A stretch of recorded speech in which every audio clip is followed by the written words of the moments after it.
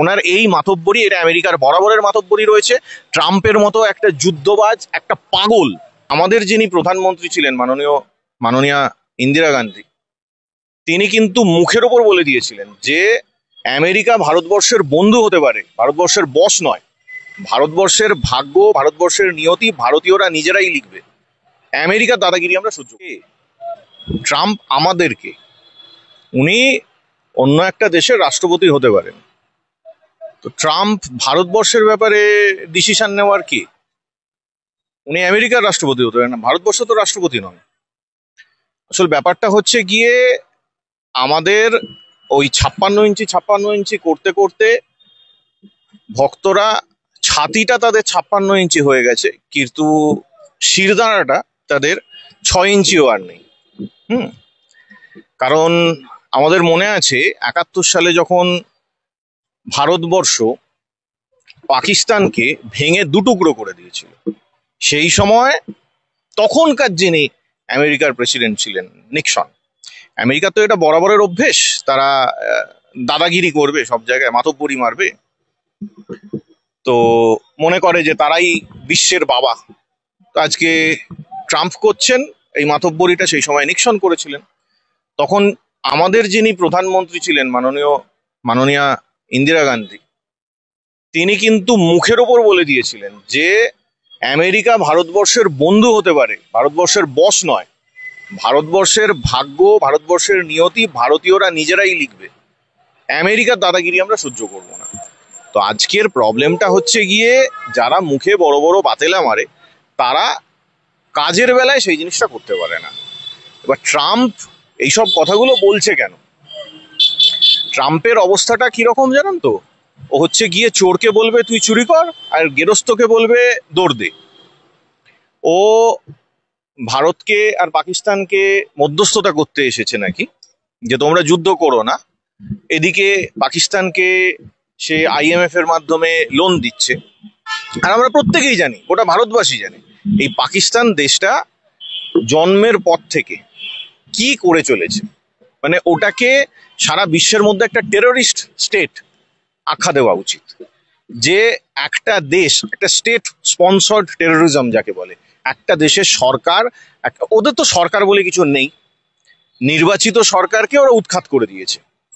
তো ইমরান খানের মতো একজন সর্বজন শ্রদ্ধেয় খেলোয়াড়, তিনি প্রধানমন্ত্রী ছিলেন, তাকে সরিয়ে দেওয়া হয়েছে, তাকে জেলের মধ্যে পুরে রাখা হয়েছে, নির্বাচিত সরকারকে ফেলে দিয়ে জেলের মধ্যে পুরে রাখা হয়েছে। এমনকি মানে লজ্জা লাগে না এদের, এরা ইমরান খানের মতো একজন মানুষকে জেলের মধ্যে নাকি যৌন নির্যাতন করছে।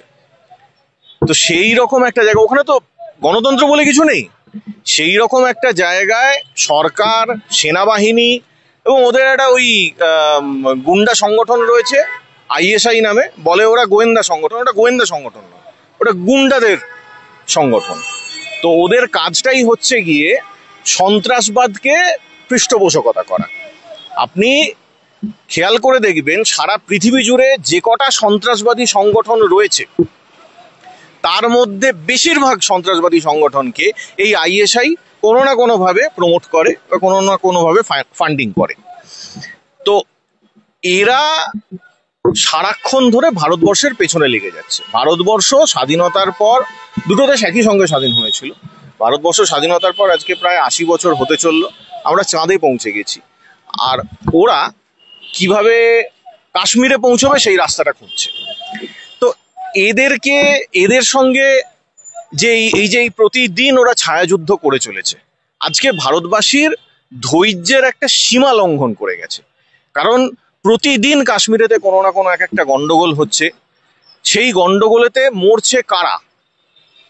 আজকে বিজেপি ধর্ম নিয়ে রাজনীতি করছে, তাই তারা ওই হিন্দু মুসলমান এইসব করছে, কিন্তু বিশ্বাস করুন বুলেট ধর্ম দেখে না।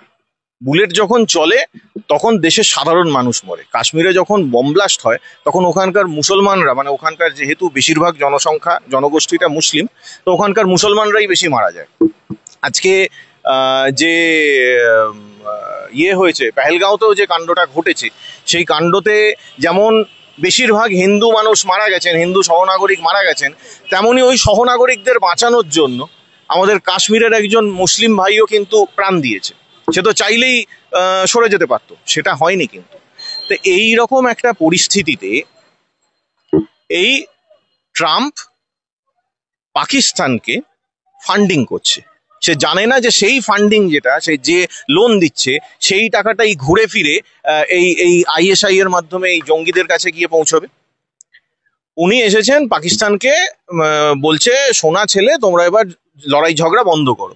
তা উনি বলতে পারলেন না যে তুমি সন্ত্রাসবাদটা বন্ধ করো, এই জঙ্গিদেরকে মদদ দেওয়াটা বন্ধ করো, সেটা উনি বলতে পারলেন না। উনি আজকে মাতব্বরি মারতে এসেছেন, ভারতকে আর পাকিস্তানকে যুদ্ধ বন্ধ করার গল্প শোনাতে এসেছেন। আসল ব্যাপারটা কি? আসল ব্যাপারটা হচ্ছে গিয়ে ওদের কাছ থেকে যে এই পাকিস্তান যত রদ্দি যুদ্ধাস্ত্রগুলো কিনেছে, সেগুলো ভারতবর্ষের বীর সেনানীদের কাছে সবকটাই একেবারে পর্যুদস্ত হচ্ছে। এবার বিশ্বের এই যুদ্ধ বাজার যেটা রয়েছে, যুদ্ধাস্ত্রের বাজার যেটা রয়েছে, সেখানে তো ওদের মার্কেট ডাউন হয়ে যাচ্ছে।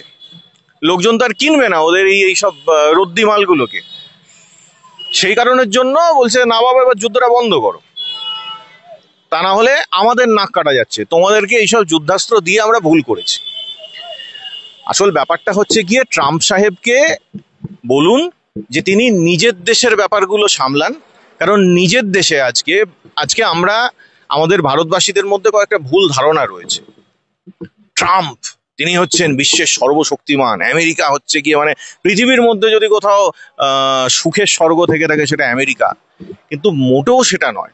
আমেরিকায় প্রতি 6 জন নাগরিকের মধ্যে একজন চরম দুর্বল, অর্থনৈতিকভাবে চরমভাবে গরিব। কতটা গরিব জানেন? মানে তারা খেতে পায় না, মাথার উপর ছাদ নেই, রাস্তায় পড়ে থাকে। আমরা যেটাকে বিলো পভার্টি লেভেল বলে থাকি আমাদের দেশে, আমেরিকাতেও সেরকম মানুষ রয়েছেন প্রচুর।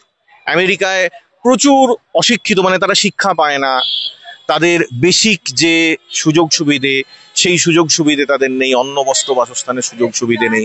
আজকে ট্রাম্প সাহেব তিনি ক্ষমতায় এসেছেন বড় বড় বাতেলা মেরে, এবং ক্ষমতায় আসার পর আমেরিকার মানুষদের রাতের ঘুম উড়ে গেছে। আজকে বলছে যে একে তাড়িয়ে দেবো, কালকে বলছে তাকে দূর করে দেবো। কতজনের চাকরি খেয়ে নিয়েছে গোটা আমেরিকা জুড়ে। আবার একটা এই এই কি বলা যেতে পারে, কর্মচ্যুত হওয়ার ভয় আমেরিকানদের মধ্যে পেয়ে বসেছে। ঠিক যেমন সেই ঠান্ডা যুদ্ধের সময় হয়েছিল, আজকে আমেরিকার সঙ্গে সেই জিনিসটা হচ্ছে, আমেরিকায় সেই জিনিসটা হচ্ছে। তো এই ট্রাম্পকে নিজেদের দেশের ব্যাপার নিয়ে উনি মাথা ঘামান, ভারত পাকিস্তানের ব্যাপার নিয়ে ওনাদেরকে নাক গলাতে হবে না। ওনার এই মাতব্বরি, এটা আমেরিকার বরাবরের মাতব্বরি রয়েছে। ট্রাম্পের মতো একটা যুদ্ধবাজ, একটা পাগল, ও মানে ওর হাবভাব দেখেই বোঝা যায় একটা পাগল। তো ওই পাগলকে পাগলামি বন্ধ করতে হবে, আর আমাদের ব্যাপারটা আমরা বুঝে নেব।